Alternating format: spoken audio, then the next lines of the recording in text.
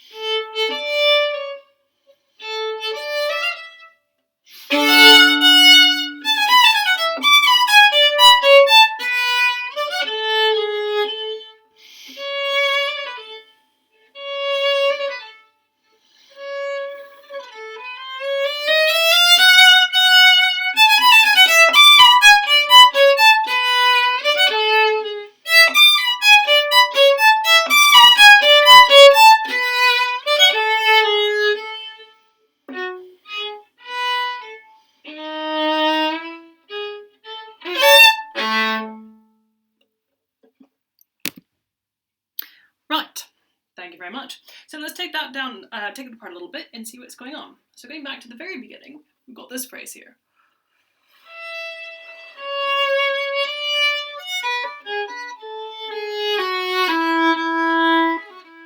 There's a lot going on with my bow in the first 4 bars. So starting with the first bar, I do a sort of little push. So a slightly fast and then slow bow. And then actually, because I'm thinking of this bar as sort of cascading into the second bar, it's actually more in the second half of this bar. So that's a more even stroke. And then that is a release. So this builds tension. And then these are just little bits being let go.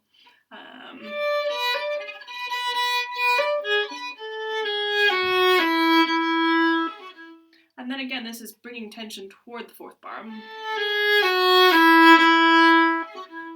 And then releasing away from it. Quite a straight wrist if you do too much fancy finger stuff there, it gets a bit of an accent. So it's really big muscle stuff here. And then going on to the next bar, this is quite tricky, so you have to use almost no bow, about this much bow on, this is bar 5.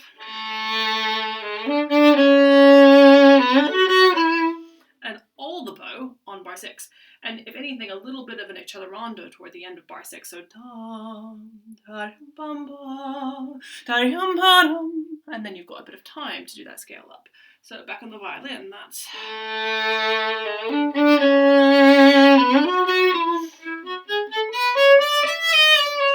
it's slightly insane bowing, but I do like to do a little bit of ridiculous stuff. So that's one thing. And then there's another thing. You don't want to worry about it being that horrible Paganini stroke that I frankly never learned how to play and never wanted to. But it's just a very light stroke. You make it by just doing little bits of whoosh with your fingers. Next 2 chords is pretty straightforward, so let's go on to bar 18. Now here, you end the first note, and instead of doing a retake and coming back to the heel, or the lower half, Stay right where you are at the point. So the idea is to not break up the phrase by breaking up what your body's doing. So keep the body in line with the phrase. I've marked that in the part by UH. UH stands for upper half, so it's got a little UH underneath those quavers. Now this is confusing. That's how we might want to play that as a modern player. Really sustaining through that dotted crotchet for everything it's worth. But actually, if you think about how you would sing it, it's just a consequence of the tiarum. So actually, don't think of it as a dotted crotchet. Think of it as a short note.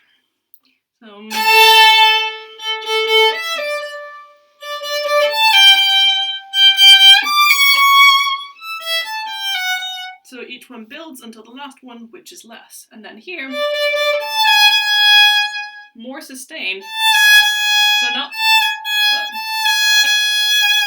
and then going on.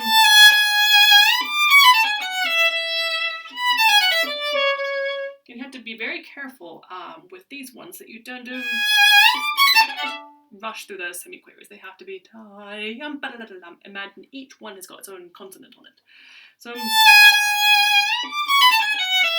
and then physically with that stroke, again, not too much fluffing around with the fingers. Actually, keep quite a firm hand. And think big muscles, and that's one of the things that helps make a longer phrase, is if you don't use too many small muscles, but actually think big back muscles. So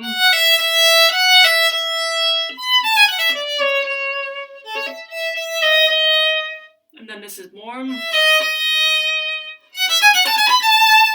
and this again, careful not to rush. So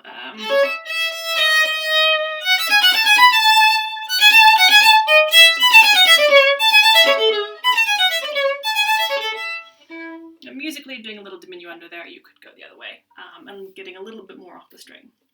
Then the second subject here, I like a completely tasteless slide. Why not?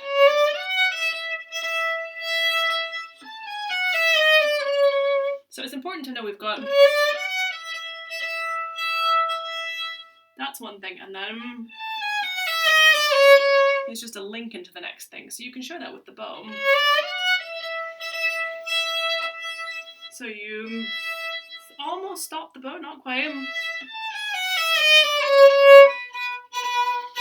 Same. Maybe not so much there, but always starting slow bow. And that's a very juicy note there.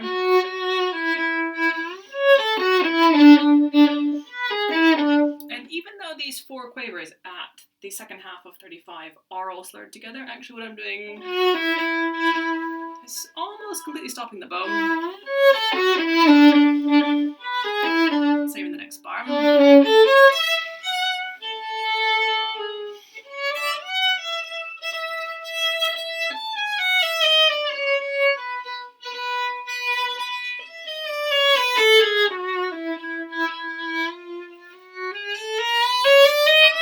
Now there, that's a really interesting spot, because at the end of 43, we've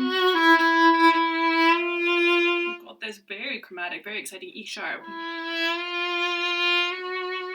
So you want to linger on that just a little bit.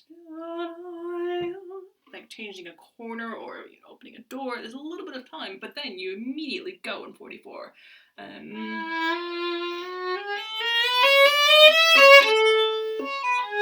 And you can't stop till you get to the end of the 46. And this is absolutely a consequence of the scale before. So you can't do something like, because that has got too many accents if I exaggerate what I've just done.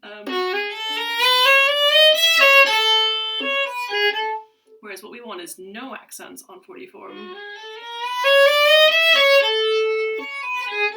So everything is a consequence of the next note, rather than having to force things. Going on.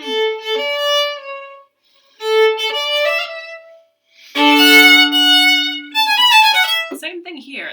Pum, pum, the dotted crotchet is a consequence of the first beat. So don't do a sustained thing.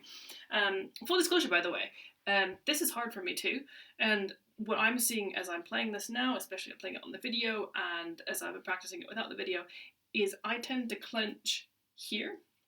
So my shoulder will just do this a little bit, and that causes it to lock up, and that happens when I do quavers. And then also toward the end of a bow, I sometimes tense the arm as well. And that is because I'm trying to stop the bow. And actually, what you should do in a lot of these cases, not to try to artificially like stop the arm by clenching it, but just give it enough momentum at the first place so that it naturally comes to a halt. So, improvements for us all to make. Right, so going from 49. And in fact, the weird thing here is that first note, which is a quaver with a quaver rest, is probably a little bit longer, actually, than the dotted crotchet that comes after it. But yeah, there's that.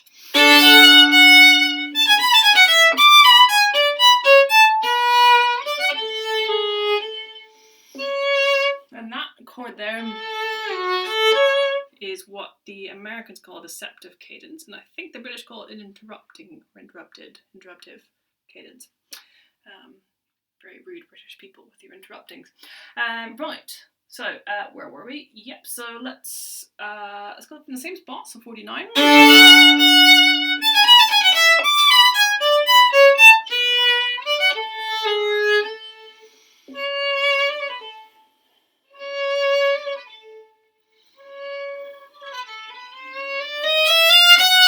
Right, so we've got the same thing 3 times in a row, we diminuendo. But the last time, again, it's one of those little standing on the edge of something, are you going to jump, and then you jump. So the first one, you can do a little retake there if you need to. But here, leave the bow, and then little hold, and it's just a quick, fast thing. It's not in time. And then it propels you into the next scale.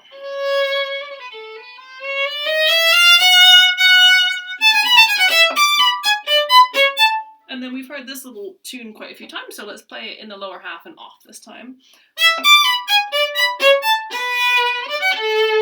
Actually, sorry, I meant to say in the middle, but a bit offish, so.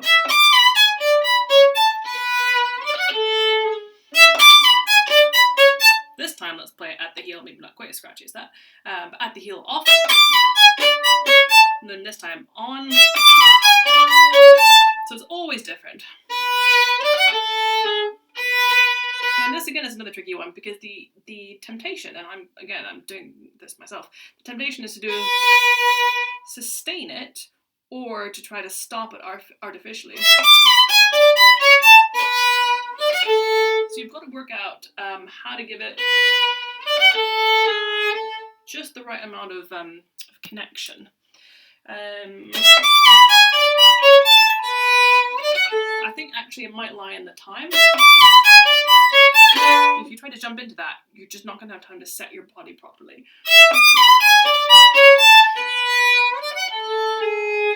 So just give them ba-dum bum bum bum bum bum bum.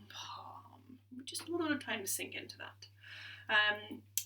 And then the piano comes in shortly after. So thank you very much for listening. Hope that was helpful. Do say in the comments below if it was. Thanks very much. Bye.